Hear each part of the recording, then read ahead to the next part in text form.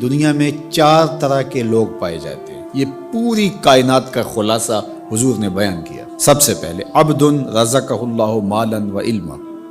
پہلا شخص وہ جس کو اللہ نے مال بھی عطا کیا، سمجھ بوجھ بھی عطا کی، علم بھی عطا کیا. فہو یتقی فیہ ربہ، اور وہ اس معاملے میں اللہ سے بہت ڈرتا ہے. اسے پتہ ہے کہ مال کا حساب بھی ہونا ہے.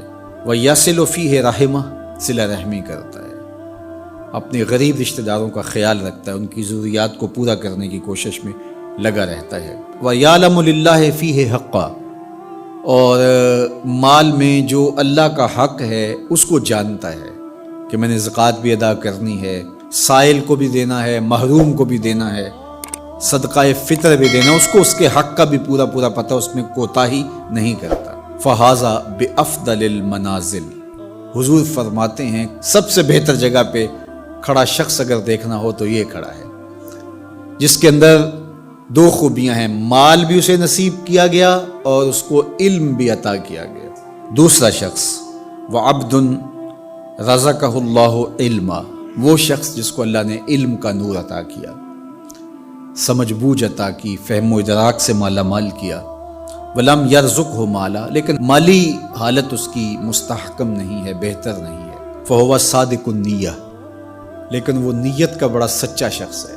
یقول، وہ کہتا ہے لو ان لی مالا لعملت بعمل فلان، اگر میرے پاس بھی مال ہوتا تو میں بھی فلاں کی طرح اچھے اعمال کرتا. جس طرح اس نے مسجد بنوا دی، اس نے دارالعلوم کھڑا کر دیا، اس نے غریبوں کی مدد کی، تو غریبوں کو دیکھ کے اس کا دل کڑتا ہے، کاش کہ میرے پاس ہوتا تو میں ان کی مشکل حل کر دیتا. برہنہ پا لوگوں کو، برہنہ بدن لوگوں کو دیکھ کر کے وہ بے چین ہو جاتا ہے. بھوکوں کو دیکھ کر کے اس کے دل میں آگ لگ جاتی ہے، کاش میرے پاس کچھ ہوتا تو میں ان کو بھوکا نہ سونے دیتا.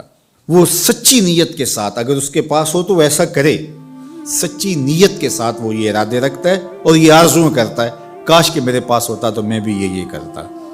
اللہ کے محبوب علیہ السلام نے ارشاد فرمایا وہ اس مالدار عالم کے درجے پر ہے، فَأَجْرُهُمَا سَوَاءٌ، ان دونوں کا اجر برابر ہے. نامہ اعمال کھولیں گے تو دونوں کا اجر ایک جیسا لکھا ہوگا.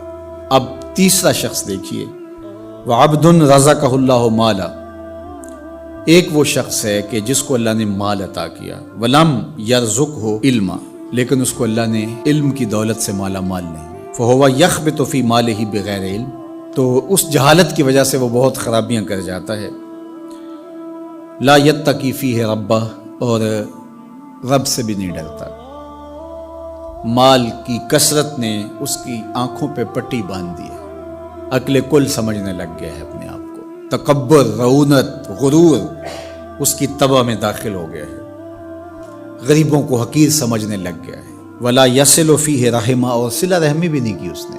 ولا یعلم للہ فیہ حقا، اور مال کا جو حق ہے اس کو بھی وہ فراموش کیے ہوئے. فہذا باخبث المنازل، میرے حضور فرماتے ہیں یہ سب سے بری جگہ پہ کھڑا ہے، یہ خبیث ترین جگہ کا حامل شخص ہے.